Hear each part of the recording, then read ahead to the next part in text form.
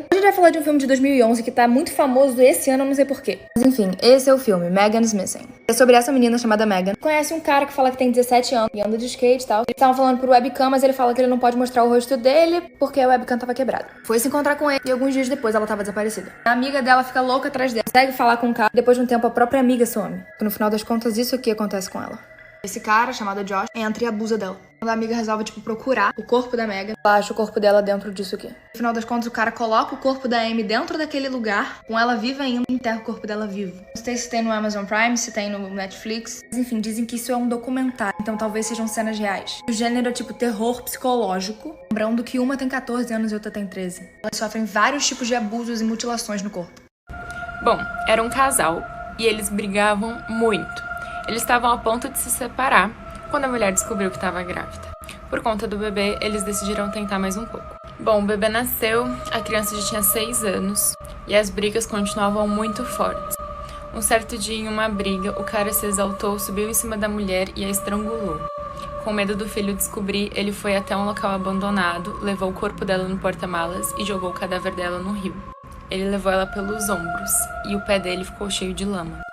Quando ele chegou em casa, ele se limpou e tudo mais, mas ele continuou sentindo um cheiro muito esquisito. Enfim, ele tinha decidido que ia contar pro filho dele que a mãe dele tinha ido passar um tempo na casa da tia, pra ele não desconfiar. Só que a partir desse dia, o filho começou a olhar pra ele com uma cara muito estranha e ele começou a suspeitar de que o filho sabia de algo.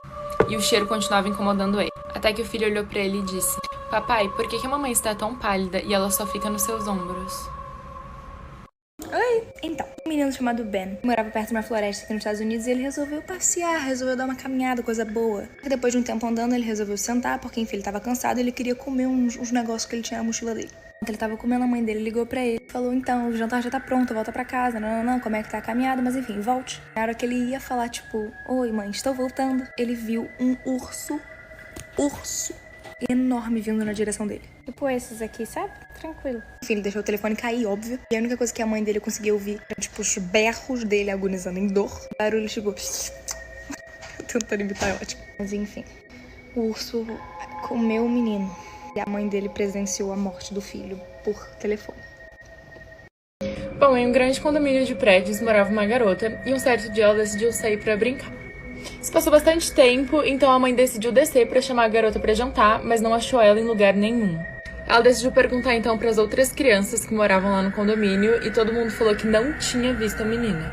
Bom, nesse momento ela ficou desesperada, chamou a polícia. A polícia foi até lá, também não encontrou nada.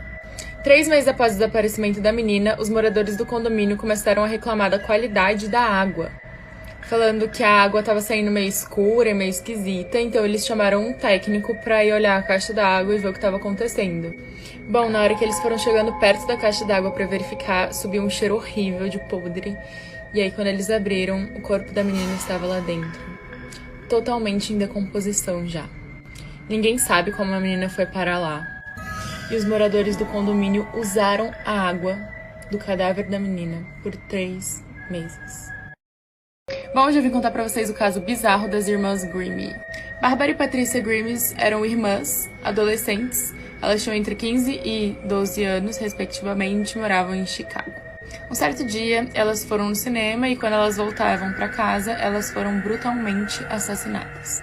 Mais ou menos 1 mês depois, os 2 corpos foram achados e eles estavam sem vestimenta e com marcas de armas de choque. Bom, mas o que torna esse caso muito bizarro é que muitas pessoas afirmam ter visto as irmãs entre o período em que elas foram assassinadas e o período em que acharam o corpo delas. Esse homicídio duplo, ele continua sem solução, ninguém sabe o que aconteceu e as estranhas aparições das duas continuam sem explicação nenhuma. Me contem o que vocês acham sobre isso. Será que é o espírito delas que aparece por aí?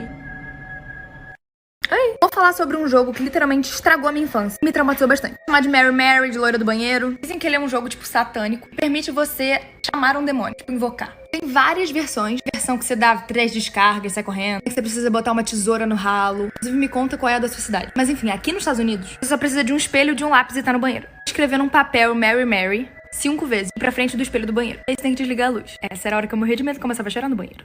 E se você fizer direito, você vai ver a tal da Mary Mary no espelho. Aqui é um pouco diferente do Brasil. É meio que direito de fazer um pedido pra ela. Ela te faz uma pergunta, você acertar, show, pode pedir alguma coisa. E se não, ela te puxa pra dentro do espelho e te leva pro inferno com ela. Minha escola não era muito assim, não. Ela só te puxava pra dentro do espelho mesmo. E aí ferrou. Como é que era na cidade de vocês? Bom, esse garoto tava assistindo o filme com a família quando ele sentiu vontade de ir ao banheiro. Chegando no banheiro, a energia acabou e ele começou a ouvir uns barulhos muito altos e muito estranhos no corredor. O barulho era como se houvessem coisas sendo jogadas. Então ele percebeu que tinha alguém na casa dele, criou coragem e foi correndo para o quarto. Chegando no quarto, ele decidiu fingir que estava dormindo porque ele achou que ninguém fosse fazer nada com uma criança que estava dormindo. Então ele abriu os olhos para espiar e viu o cara carregando os corpos dos pais dele para dentro do quarto.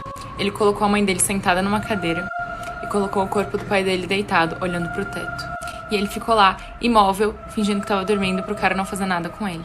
Até que em um momento, ele vê esse cara escrevendo alguma coisa na parede e se escondendo embaixo da cama dele. E quando ele abre um pouquinho os olhos pra ler, o que tá escrito é: eu sei que você está acordado. Vamos falar de mais um jogo. Esse jogo é o jogo do elevador. Meio que um jogo meio paranormal e tal. Meio que te permite ir pra outra dimensão.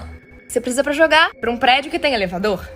Tem que ter pelo menos 10 andares. Pra começar o jogo, você tem que entrar no elevador. Primeiro andar e você tem que estar sozinho. Aí, você tem que ir pro segundo andar, depois pro quarto andar, sexto andar, voltar pro segundo e ir pro 10º. Se alguém entrar quando você estiver fazendo isso, tem que começar tudo de novo, que não vai funcionar. Isso que é um pouquinho difícil. Mas se você conseguir, vai pro 5º andar. A porta vai abrir, o clima vai estar meio estranho, meio diferente do normal. E uma mulher vai entrar. Ela vai estar de vestido preto e ela não tem olhos. Não fale com ela. Assim que ela entrar, aperta o botão pro primeiro andar. Então, ao invés de ir pro primeiro, o elevador vai te levar direto pro 10º. Aí você entrou na outra dimensão. O que acontece depois daí, ninguém sabe. Porque todo mundo que volta dessa experiência fica tão traumatizado que não consegue falar o que aconteceu. Mas enfim, a mulher que entrou não é humana. Pra voltar pro seu mundo, tem que fazer todo o ritual, só que ao contrário. Dizem que é muito difícil voltar, porque você fica meio que preso nessa outra dimensão. Dizem que até hoje tem pessoas que fizeram isso e ainda estão presas na outra dimensão. Enfim, não joga.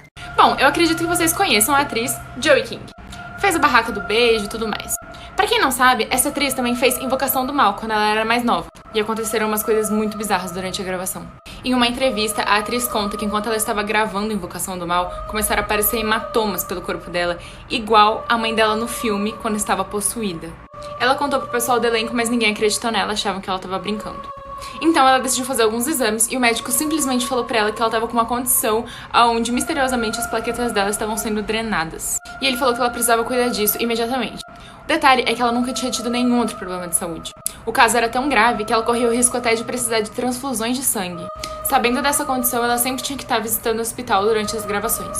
E o mais bizarro de tudo isso é que simplesmente quando acabaram as gravações do filme, as plaquetas dela voltaram ao normal. Os hematomas sumiram e nada mais aconteceu.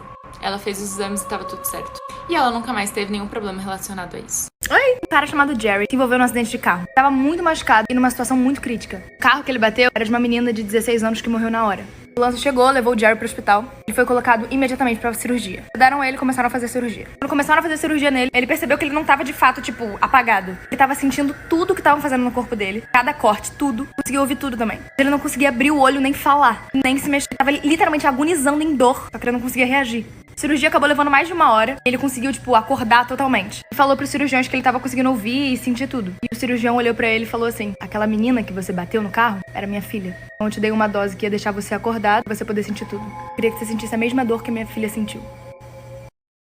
Bom, essa história bizarra aconteceu em Berlim após a Segunda Guerra Mundial. Todos por lá estavam passando por um grande período de fome.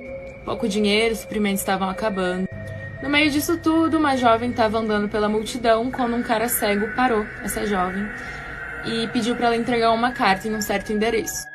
Foi conferir o endereço no envelope, ela não conseguia distinguir se eram 4 ou se eram 9. Então ela se virou para falar com o cego, mas nesse momento ela viu o cego correndo no meio da multidão, sem a bengala e sem o óculos dele. Bom, ela achou suspeito e decidiu falar com a polícia. A polícia já suspeitava que tinha alguma coisa acontecendo naquela região do endereço, então eles foram lá para checar. Na hora que eles chegaram no endereço, eles descobriram que tinham 3 açougueiros que estavam cortando carne humana e vendendo super barato para as pessoas. E na carta que o homem deu pra moça, sabe o que estava escrito? Esse é o último que eu mando pra vocês hoje. Oi! mais um dia comum. Tava todo mundo numa sala de aula, assim, devia ser, sei lá, 8º, 9º ano. Os alunos estavam vendo um filme e depois eles iam ter que fazer uma prova sobre o filme, sabe? Aí viram o filme, foram fazer a prova. A sala tava em completo silêncio. Até que um menino resolveu, tipo, estalar o pescoço. Só que foi, tipo, muito alto. E a sala toda começou a rir, porque todo mundo achou engraçado. Enfim, ok. Aí um menino, chamado Kevin, resolveu fazer a mesma coisa. Ele queria ser engraçado e fazer todo mundo rir. Mas quando ele estalou o pescoço, começou a tremer e caiu, tipo, duro no chão. Todo mundo, tipo, olhou pra ele, tentou entender o que tava acontecendo, só que ninguém entendeu. Chamaram a ambulância, mas infelizmente quando a ambulância chegou lá já era tarde demais. E ele acidentalmente se matou, estalando.